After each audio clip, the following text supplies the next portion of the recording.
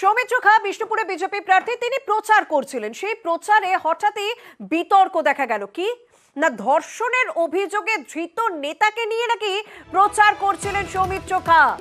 যার ছবি আমরা হাইলাইট করছি, সেই নেতাকে নিয়ে কিন্তু বিতর্ক।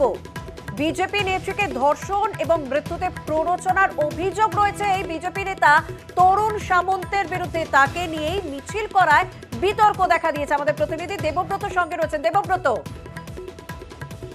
একেবারেই শর্মিষ্ঠা, দেখো যে বিজেপি নেতা অর্থাৎ বিষ্ণুপুর সাংগঠনিক জেলা বিজেপির প্রাক্তন সম্পাদক, তাকে দল থেকে বহিষ্কার করা হয়েছে। সোনামুখীর এক বিজেপি নেত্রীকে ধর্ষণ করার অভিযোগ উঠেছিল মৃত্যুতে প্ররোচনা দেওয়ার অভিযোগ জানিয়েছিল মৃত বিজেপি নেত্রীর স্বামী। সেই ঘটনায় যে পুলিশে গ্রেপ্তার করেছিল ওই নেতাকে, যদিও জামিনে এখন তিনি মুক্তি পেয়েছেন। জেলা বিজেপির পক্ষ থেকে তাকে তার পদচ্যুত করা হয়েছে। আজ যখন বিষ্ণুপুরের বিজেপি প্রার্থী সৌমিত্র খা ভোট প্রচারে ময়দানে নামছেন, ঠিক তার পাশেই কিন্তু ওই নেতাকে পুনরায় দেখতে পাওয়া যাচ্ছে। আর যা নিয়ে শুরু হয়েছে কিন্তু বিতর্ক। শুধুমাত্র যে বিরোধীরা এই বিতর্কে সামিল হচ্ছেন এটা নয়, বিজেপির একাংশের দাবি যে এই ঘটনা খুবই নিন্দনীয়। কারণ তবে কর্মীদের কাছে ভুল বার্তা যাচ্ছে।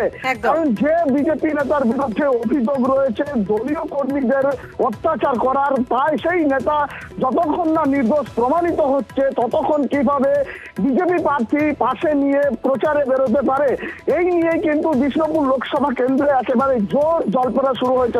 একদম, বিজেপি নেত্রীকে ধর্ষণ এবং মৃত্যুতে প্ররোচনার অভিযোগ রয়েছে এই নেতা তরুণ সামন্তের বিরুদ্ধে, এবং অনেকে বলছে তাকে পদচ্যুতও করা হয়েছিল। তবু তাকে নিয়ে প্রচার কেন? সৌমিত্র খা প্রার্থী, তিনি কি বলেছেন একবার শোনা যাক। ও তো এখনো দোষী নয়, কোর্ট থেকেই সে জামিন পেয়েছে।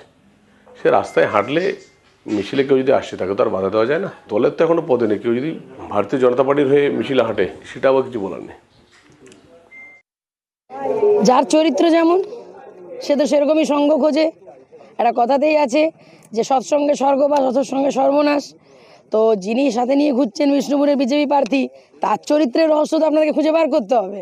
ধর্ষণের পরে তিনি মানসিকভাবে সেই মহিলা এমনই বিধ্বস্ত হয়ে পড়েছিলেন, তিনি সুইসাইড করেছেন তাদের দলের নেত্রী। মানে এতে বিজেপির কালচার বোঝা যাচ্ছে, প্রার্থীর চরিত্র বোঝা যাচ্ছে।